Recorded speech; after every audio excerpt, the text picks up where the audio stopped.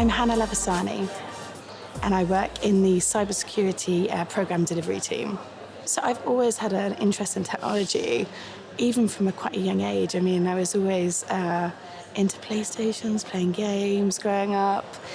So it's really kind of, been at the fore for me. Tech has always captivated me. I needed a way into technology with a fine art degree background, which is not easy.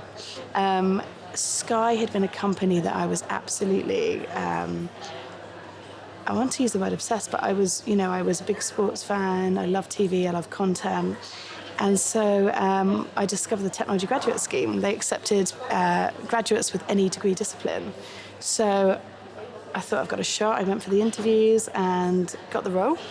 And my tech journey started from there in earnest, because I had the backing of Sky to do some qualifications, to experience all different areas of technology within Sky. And I eventually settled in what was at the time the CTO office. So essentially doing projects and programs across the whole of technology, including this building that we're sitting in today. But I ended up working in the cybersecurity team, which is fantastic. I think what I find most rewarding is being able to sit down with the cybersecurity teams, understand what kind of tools and technologies they want to put into the business, and then actually making that happen, bringing it to life. So it's, in its idea, it's a product they've selected. Actually putting it in place and seeing the output is really rewarding. So Sky is amazing. It's, I don't need to describe it to my husband because he works here already.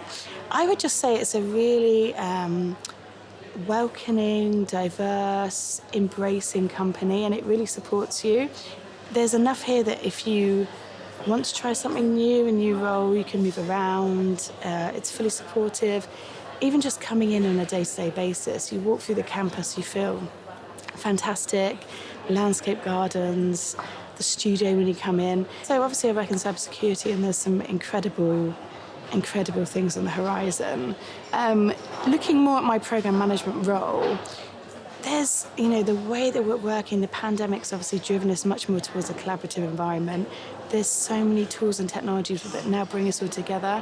We're doing hybrid working at the moment. We've got members of the team all over the country and actually all over the world now.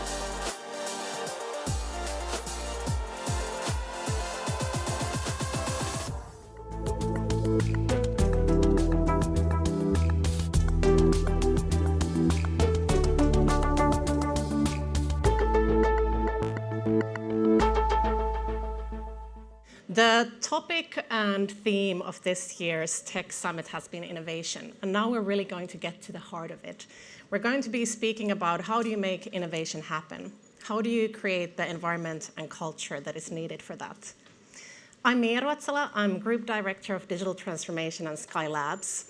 In digital transformation and creating digital experiences for customers, obviously innovation is really at the heart of everything we do, because we have to win the customer back every day and create seamless and amazing experiences that are enabled by technology. As Sky Labs, we play even a bigger role in innovation. We really get to the heart of innovation. Sky Labs was created as an innovation function for Sky around 3 years ago. We had been previously working with different innovation agencies, as well as different management consulting companies. And as many different big corporates realized that, we spent a lot of time explaining to those companies what Sky was about, what our strategy was, and then explaining the kind of question that we had on our mind and asking them to answer it. And the reason why Sky Labs was created is that we really felt passionately that having this kind of innovation function that combines strategy, insight, as well as technology into one core unit and team inside Sky was something that would enable us to go faster, really make sure that our strategies were de-risked, prototype things quickly, rapidly fail, because Sky Labs really is the place where we're able to connect all of the different things and themes that happen across our company, and therefore help and facilitate with the innovation. There's 5 main things that we do at Sky Labs in order to make this happen. And like I said, Skylabs is really the heart of facilitation of innovation. We believe that the questions the company needs to answer already lie within our company, the data, the information that we get from our customers, as well as the people, the amazing talent and brains we have at Sky. So it's a lot about how do we enable those bright minds and those ideas to actually come to life. And the 5 different things we do to make this happen: we combine insight, strategy, and implementation. We might be rapidly prototyping ideas and seeing if they fail. We will be looking at different research, how are customer and consumer habits changing at the moment, for instance, right now because of the cost of living crisis, and how do we bring those macro topics then back into our business, and how does that morph Sky strategy. We also spend a lot of time facilitating innovation, like I said. Most of the time we'll use different tools and techniques, run workshops, for instance. As much as it is about the method of bringing these people together and running these kind of sessions, it's also about casting the right group of people together.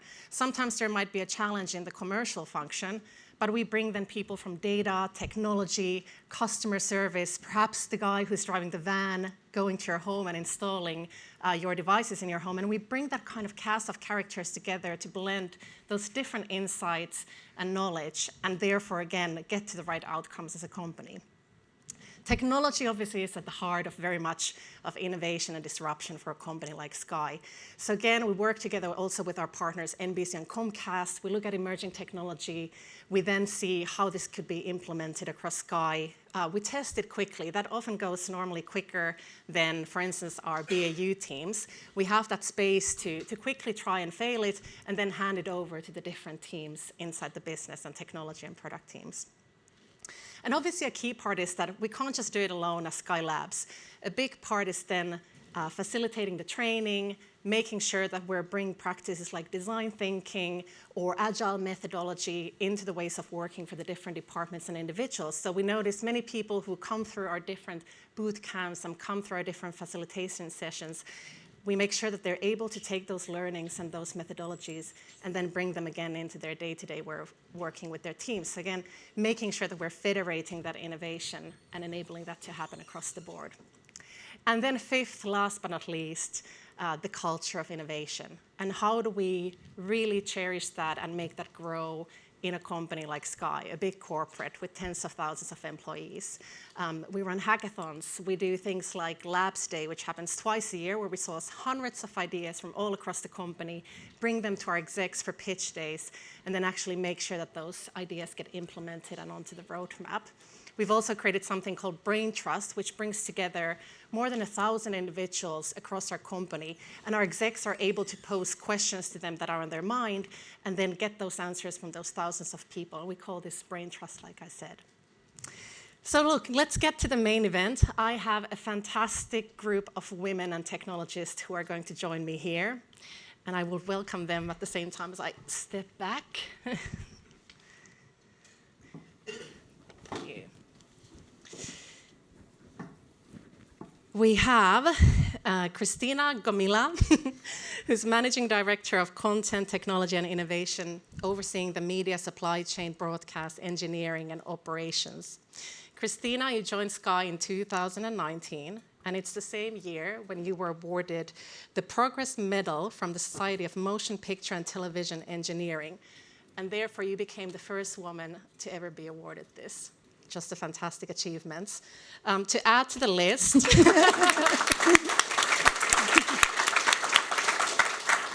easy to smile when you've got a fantastic group of people here up on stage with me. To add to the list, Christina, you obviously have an extensive background in R&D, and you are the author of more than 70 awarded patents. Amazing. Welcome. Thank you. Next, we've got Ruth Dawson. Ruth is the Senior Vice President of Emerging Technologies and General Manager of Comcast Silicon Valley, also a close partner of Sky Labs. So fantastic having you on this side of the Atlantic, Ruth. Ruth and her team focus on identifying, developing, and handing off beneficial new technologies that accelerate or automate the business. Ruth joined Comcast in 2005, and first when she joined, she was the VP of Engineering. Her technology career spans, are you ready for it? Product management, software development, cloud computing, embedded software, IP-delivered video, immersive technologies, machine learning, data science, and computer vision. It's a pleasure to have you here at Sky, Ruth. Great to be here. And last but certainly not least, Dr. Sofia Goldberg. And Sofia has recently been promoted from senior to lead data scientist in innovation and artificial intelligence at Sky. Congratulations, Sofia. Sofia joined Sky in 2020 and works cross-functionally on personalization and recommendation engines with the goal of delivering better content to Sky's customers across TV, mobile, and all our future products. Sofia is also a visiting research fellow at King's College London. Previous to Sky, you were working as a data scientist and machine learning researcher at StreetBees, the human intelligence platform that's seeking to disrupt market research. And in case you're wondering what Sofia's PhD is in, it's in theoretical cosmology. I had to actually Google that as well. In essence, it's really to understand how our planet and the universe was created. Hopefully, I managed to say that in the right way, Sofia. Good. So 3 remarkable technologists that join me here. And it's going to be fantastic to get to know you and understand how you apply innovation in your areas. Christina, we're going to start with you. You're a hugely accomplished innovator, recognized both externally as well as inside Sky. How do you manage the teams and lead the teams and create the kind of environment that nurtures innovation and that sort of daringness of innovating? I very, very much believe that every team can be innovative. It's really not because of the people or your background. I think there are 2 beacons. One would be to have a leadership that inspires and to have the right environment. But an innovator leader should not be managing a team, let's make no mistake here, should empower the team. Because really the knowledge and the ideas should come from the teams. So an innovator leader is someone that will prove respect and listen and challenge and sometimes drive and show the teams the limit or actually the lack of limit on what they can try to do. But the environment is also very important because the environment requires to be broad enough at the same time to challenge, at the same time to protect those that have the boldness to innovate. I think there the Sky really is an example. I was through many sessions today when they presented the Sky Glass and some of the fantastic products that we have innovated over many years. In all of them, there were a few things in common. There was an incredible ambition, there was a lot of passion, and there was a good understanding of what customers may need and want. So let's not forget that in innovation, it's very important to be focused. You could research about many, many things, but you want to make it meaningful. And when you put all these things together, you really can get any team really to become innovative and to probably go far, far and beyond to what they ever thought they were able to deliver. So a lot of your job is then actually leading instead of innovating yourself and setting those boundaries and risk. And I think especially when you mention about the boundaries, allowing those teams probably to be enabled themselves, right? And understanding where that line is drawn. You never innovate alone. Innovation is not something that happens with a crystal ball and you can get the inspiration. It comes from listening to many, from the diversity, from many, many things that can bring ideas, challenge them. And there is something that's important as well, which is the risk.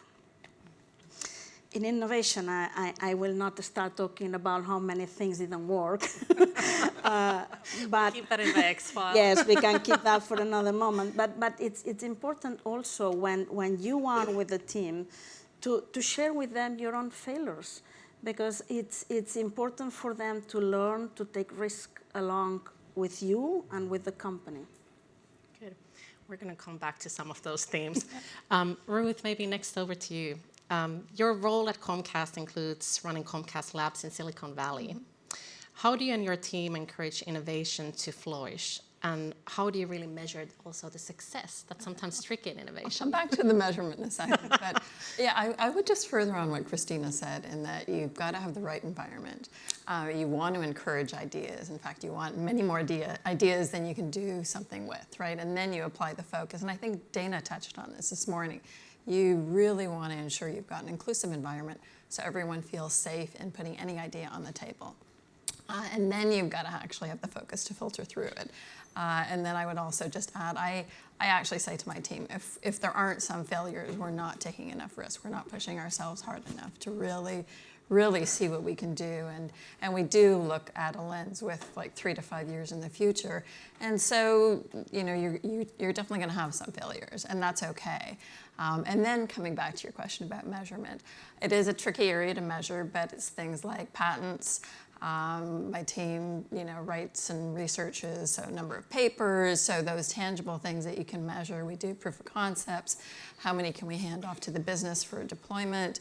So those are the things that we can measure, along with, you know, just the other intangibles. Yeah, and I think that, you know, fear of failure, that's such a big impediment to many companies, and that stops the teams and individuals from being able to innovate.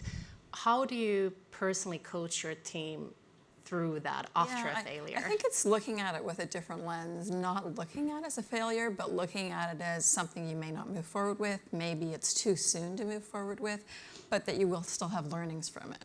So taking away the positive is we learned something out of this, and that's okay. And that's really how I think you compartmentalize it and accept it and almost rebrand it from failure to just something that maybe didn't get deployed. And probably your job is as much to coach the team exactly. through it, but also coach perhaps the management and the board Absolutely. through it. They need to be comfortable. Absolutely. Well, and also show the value add out of something that was learning. Because we have had many things that 3 years ago it didn't go anywhere, and now it'll go somewhere. And that's okay too. Just the patience. Yes. Good. So, Sophia, as I mentioned, you joined Sky 2 years ago from a startup.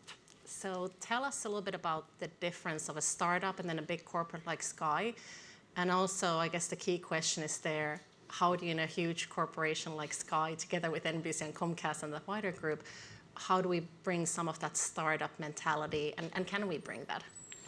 Talk through that. Yeah, so I think one of the key differences, at least for me personally, as on the data science side, building a stuff day to day, has to be, you know, when you're in a startup, when you develop something, it'll be like 50% of the product. You know, when you build something, it's a new thing. You know, you're a startup, so a priori, you haven't got the products yet. You know, you're building them from scratch. So I think there can be this kind of like, that was what was exciting about being in a startup. But I think I got to a point where, okay, I was working on one product, but I wanted to learn how do we deploy to many products, multiple products in a massive organization. And when you're at a company like Sky, obviously you have access to the latest and greatest. So, you know, we work on cloud technologies, and it feels like from a development point of view, you have an infinite resource essentially. And, you know, it's not the same in a startup. So I think I was at a point, at least, where I wanted, okay, I'd had that experience, but I wanted to learn what it's like building these bigger products, deploying to millions of customers. You've also got a different set of problems, you know, in a startup, as I said, so maybe you have a user base established, but maybe you don't. That's a big problem. Whereas in a large organization, you have this big user base. It's almost like you want to leverage that. You want to grow at the same time. You want to keep your users happy. And so it's kind of a different problem that you have. So yeah, I think that's kind of what made me make the move. And yeah, I think being in an enterprise environment, there are techniques you can put in place to ensure that you are able to be innovative. And when it comes back to the metrics that Ruth, you discussed, that, you know, things like time to market, you know, when we have an idea, how long does that take, you know, to get out to customers, and, you know, measuring these things, being, you know, aware of these things and being kind of transparent about, you know, how do we improve in different areas. I think that's really important. And I think that's I've really enjoyed that being at Sky. You know, if you know, we all have feedback and we can all be like, okay, how do we improve this process? I felt people listen, and that's been really rewarding. So yeah, there's things like metrics, I think, that you can track. But I think other things we do are like our ways of working. So yeah, in Innovation AI, we work in using Scrum, but throughout the organization, there's, as you said, other agile methodologies or Scrum as well implemented. I think having a regular cadence to deliver and trying to think about what is the smallest thing we can deliver rather than just focusing on like requirements is a really important thing and helps us just deliver something useful fast. So I think there's just techniques we can employ that help. And the culture is, you know, top down and bottom up. You want people who want to build stuff and want to get things out to customers. So I think, yeah, there's lots of factors. I think, you know, Sky or large enterprise can learn from startups, but can also just create themselves to encourage innovation. Great. I'm sure you're a strong voice in that and the knowledge that you've brought and the ways of working from a startup. And by the way, a small plug, anybody at home who's considering a career at Sky, we've got amazing opportunities across group product and data and technology. And I think, you know, Sophia, what you just said, and personally also the reason why I joined the company, is you can actually have a big impact. And certainly somebody who works with data, you'll have, it's going to excite you to have that huge amount of data to work with. And absolutely, yeah. Come join. Good. So let's talk a little bit. I mean, I want to go back to Christina, the points that you mentioned. So we've discussed the ingredients of innovation. I'd love to talk also about the hurdles and the impediments and what stop companies from innovating. Ruth, should we start with you? Sure. Well, so I'll come at it a little differently. I think some of it is around having groups that aren't BAU. So actually, let me backtrack. Innovation comes from everywhere within the company. It's not any particular group, but I think it's also giving certain groups a little bit of freedom to move away from the BAU. So to flip that on its head, I think then you have to create these environments so that people can have that ability to sort of ideate, have time to do that. You know, you do Labs Week, we at Comcast do Lab Week. So I think some of those things are the positive, but flip them on the head is to not allow people the time or the environment or the leadership that supports that. You know, even just going back to failing, you know, we want to encourage failing fast, but that it's okay, that there's going to be something that may not go somewhere. So those are just a few, but they're the ante of what we already talked about. Yeah. And you mentioned time as one of them, and I see many of the people managers and heads of in the audience here. How do you concretely do that? Do you just plan it into the sprints? Do you get the justification from your leadership for that? And also, in a way, the budget and the permission? Yeah, very pragmatic question. It completely is. So on Comcast Labs, we may or may not be working in sprints, but we're also not writing for, we're not doing the good engineering practices that must be done for BAU. So we're not writing for scale or operationalizing. We're not doing code reviews. We're trying to prove out a technology. And then once we've done that, we'll work to hand it off to another part of the business who will then employ that. So it does give a little bit of freedom in terms of acting like a startup, being a little bit small and scrappy, and really focusing on one objective, which is really to answer a question from a technology perspective. And then once that's done, then we can look at what does it take to deploy it. So it does give a little bit of, a little bit of freedom to not have those other things forced on you, and come to that resolution and then move forward with it. Yeah. Christina, what about? Oh, sorry, go for it, Sophia. No, I was just going to add that I think I was just discussing with a colleague out there about this, and I think innovation is really, it can happen across the organisation. And it's about empowering your employees really, and I think that they have the space and the time. We have like Blue Sky Fridays or things like that, spaces where you can just explore a technology or explore an idea, and you're kind of given that allowance, and that's totally fine, and that's encouraged, and I think that's so important, and that's I think one of the key things that can help innovation throughout the organisation. But also, innovation might look completely different. So if you're kind of on a UI team or focusing on UI or UX, that might look really different to, say, more back-end ML models, which might have a really like simple API schema or something that doesn't really update, but it might be really cutting edge the next thing you deploy. But that's all, so it looks really different, I think, across the organization. It might be processes that you're innovating, it could be anything, but I think it's, yeah, you know, innovation means lots of things. I think it's encouraging all of that and giving the time. Yeah, I agree with a lot of that. Yeah. So, yeah. And do you think at Sky we have that permission? And if you had an ask for all of us, what would you? No, I think we really do, and I think that's really important that we do. I know in my part of the organisation, yeah, we have this kind of Blue Sky Fridays, and there's hackathons we set up as well. So that's more organised, but still kind of chaotic, which is fun. I think it makes it good. It's how it should be. You can kind of experiment, try new things. But yeah, you're really encouraged, I think, to try new technologies. If you have an idea, you know, you're encouraged to share that with the team, your product owner. See if that can be done, you know, especially if it often just adds value or is something that might not be seen by other people. It's kind of from a development perspective, I think that's interesting because it's it's not just about the requirements. It's about how do you build the product as a collaboration. I think that's exciting. That's what I enjoy here. Great. Christina, anything you want to add? Well, I think there must be hurdles also in your area. One of the biggest threats are fear. I think that this is the one that can derail an innovation project at any point. Is the personal fear that may impact your career if it doesn't go well? Is the team fear that then they may not deliver on time and they have co-shared responsibility in something bigger than them? Is the CFO fear of investing in something that maybe was not the right thing?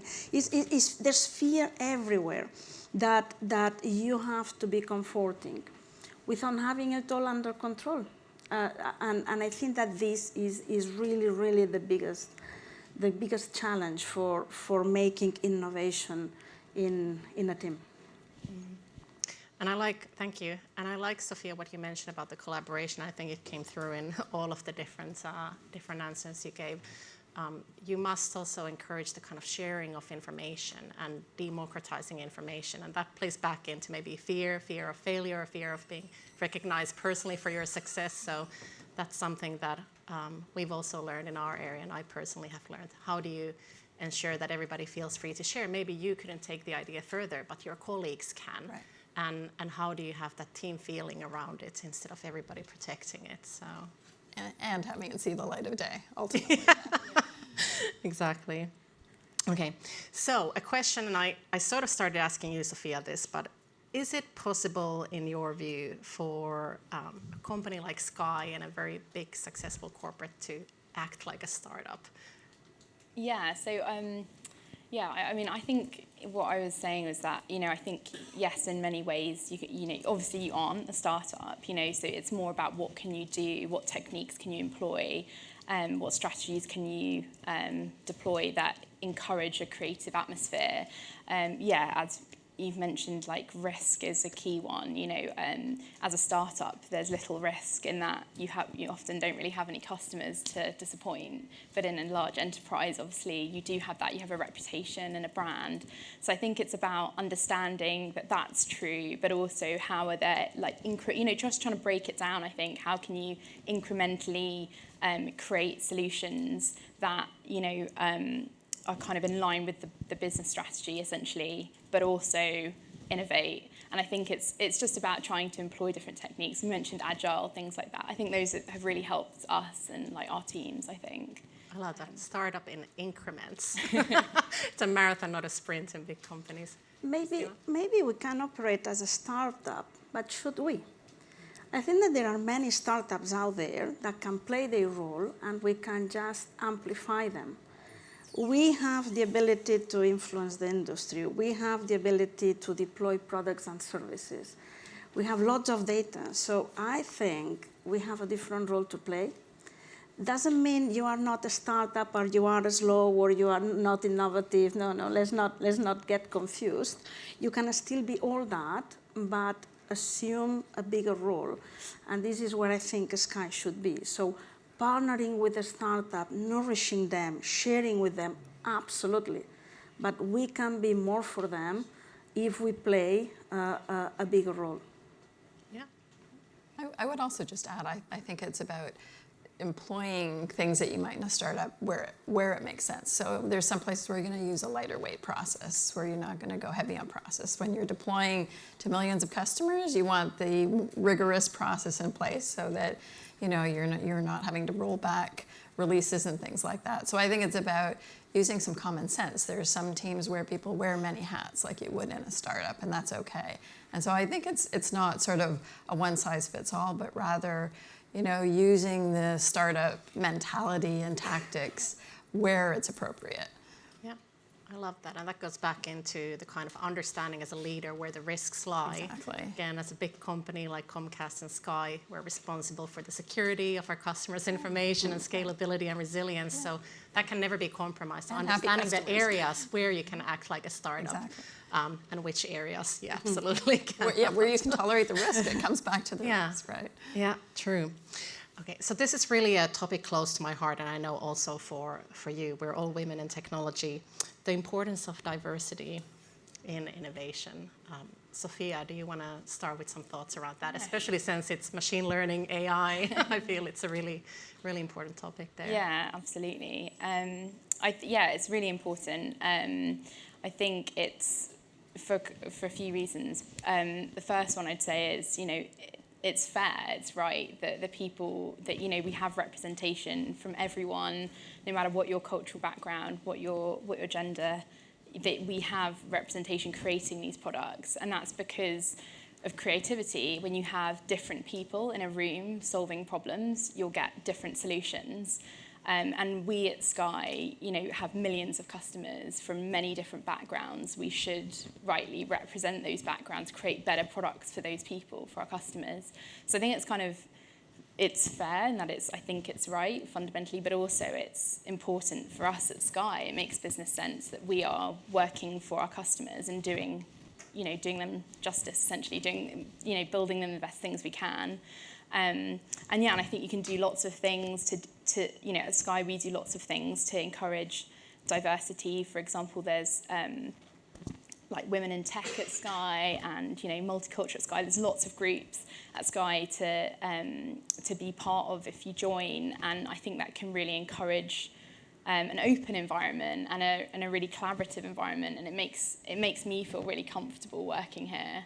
I think that's so important. And I think having people in tech, women in tech and diversity in tech is really important as role models, because, people looking for those careers can say, they look like me, I could do that. And I think that's a really big factor as well. So yeah, really, really important, I think. Yeah. Thank you. I'll chime in. I think the risk of not having diversity, you see it in examples today with machine learning, with computer vision models that have not been trained on diverse populations. So the risk of not having diversity when you're actually forming teams, I think it's just too great. The downside is incredible. Yeah. But is diversity under every single angle? Is diversity in backgrounds, in life experience? It could be in the education, in the way of working. Is diversity really, really at the extreme, I think. I'm a believer, and I have seen examples through my career, where the most brilliant ideas came sometimes by cross-pollinizing from other areas where you have never thought there could be a valuable input. So I think that we should not be narrow-minded in the fact that you have to be a scientist or you have to be an expert in media. No, actually not. I think that diversity needs to mean many, many different things. No, that's true, and that's why I know all of you have also been part of Labs Week, and in Comcast you also run a similar format. I think we might have copied actually Labs Week from Comcast, but that sort of seeks to, not in the everyday and leading the teams and putting the teams together, but also it's a kind of real example of when you bring those kind of people and you connect them. It's amazing the kind of ideas we've brought from that forward. Good. We have a few minutes, so I'd love to take some questions. I'm going to switch the iPad from my analog reading cards here.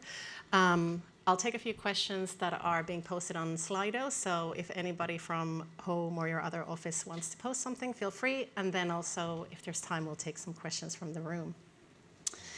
Okay, this is an interesting, very sort of fundamental. Can innovation be taught, or is it something that you're born with? Who wants to have a go at that? I think it can be encouraged. Encouraged. I would reframe it a little bit to say, the things that we've talked about, the right environment, the right leadership, all of those things can foster it. And I think anyone can be innovative. That was a good choice of a word. I wouldn't have said inspired. Yeah. I think that it's something where at many, many occasions you have seen a reference that has inspired you. So nothing that you are born alone with, I would say, but something that really wakes up something in you.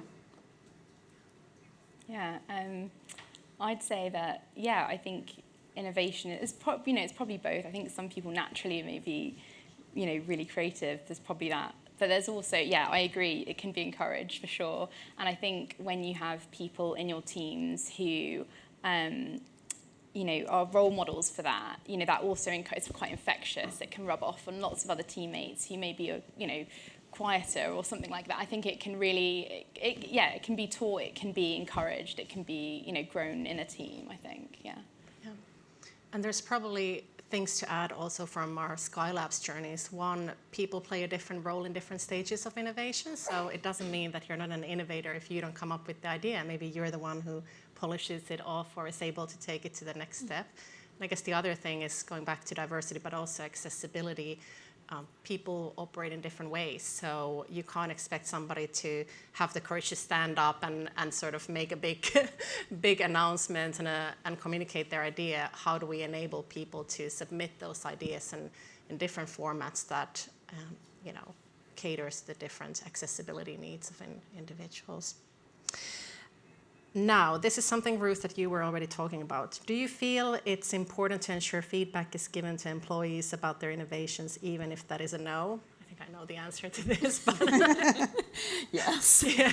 I do think there is always something to learn from any idea, any concept, any body of work.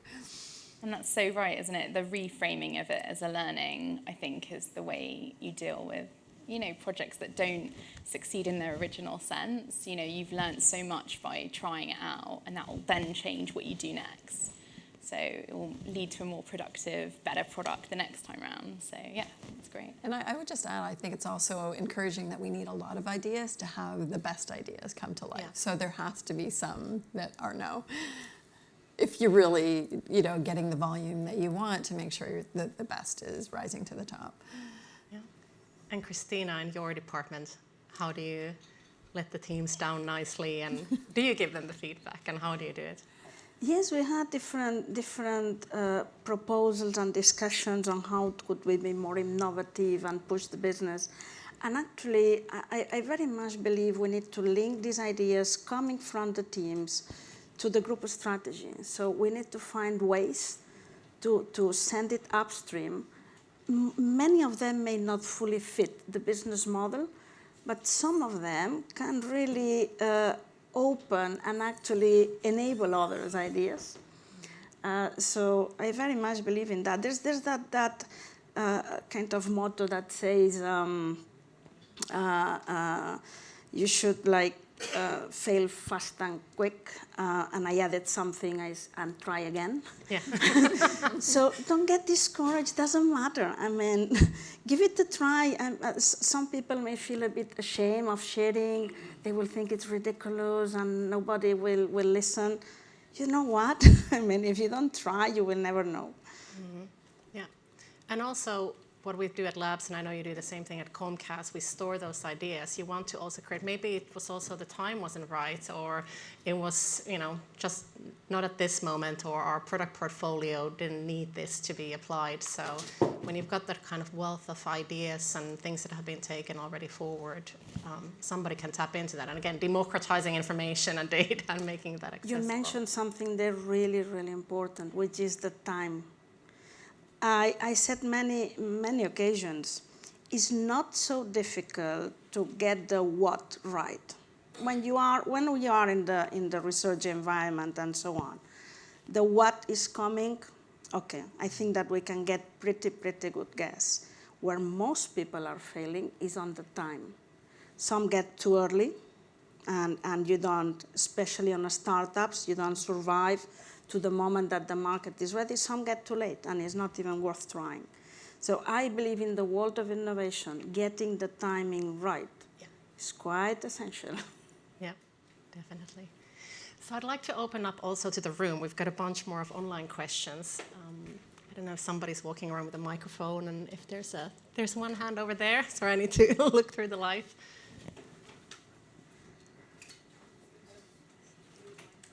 I can yell. Yeah, just speak up. It's not a And huge. we can repeat the question. So for each of the panelists, Christina, Ruth, and Sophia, can you tell us what you think the most innovative thing you are working on now is, if you can speak about it, and how is it exciting to the consumer as well as to Sky? I can give you a high-level hint. I'm going to measure my words here. Actually, I think that the most innovative thing is to put data at work. We have gone through major transformations in the company over the last few years. And I think that right now we have building blocks which are incredibly powerful to deliver personal experience, new experience to the consumers that would have not been possible before if it wasn't because of data and because of machine learning and artificial intelligence, which are able to get you to a level of a scale and automation that was unimaginable. So I think that along these lines, there are very, very nice things in proof of concept right now. I actually think she covered it, and I'm not taking that as a way out, but it really is true. The building blocks of technology are here like they've never been here before to really, really do some amazing things for the customer. Yeah, I think a huge range of things, but I think, some I probably can't speak about, but in terms of the techniques that we use as well, I think, there's so much out there now from a machine learning perspective that is open source, easy to access, it means you don't need to be an absolute expert in every part of machine learning to deploy a solution easily. And I think that just makes it so much easier to build products that are much more cutting edge. I think also just in terms of then how do we apply that interactivity we're working on for sports and news. I'd really like to say more, but I'm not sure I should. So I probably should check that. But I think just how do we engage our customers in our news and sports experiences through our apps and through voice on TV. So I think those are a few things for me. We're almost out of time, but I want to finish with a very quick question. So quick answers only. What's the advice you'd give your younger selves? Because that's always a nice one to finish up with. Christina, you first. Dream high. Don't. I think that for many years, I didn't see the full possibilities in front of me. Perfect. I love that. Yeah, I would say take risk. I'd agree, actually. Yeah, take risk and say yes to things, opportunities. Yeah. Courage and curiosity. Yeah. Be brave. Perfect. Well, that's a wonderful way to wrap up. I'd like to thank all of you for joining today. Hopefully it's been an inspirational session for everybody in the room. And enjoy the rest of the Tech Summit and the day. Thank you, everybody.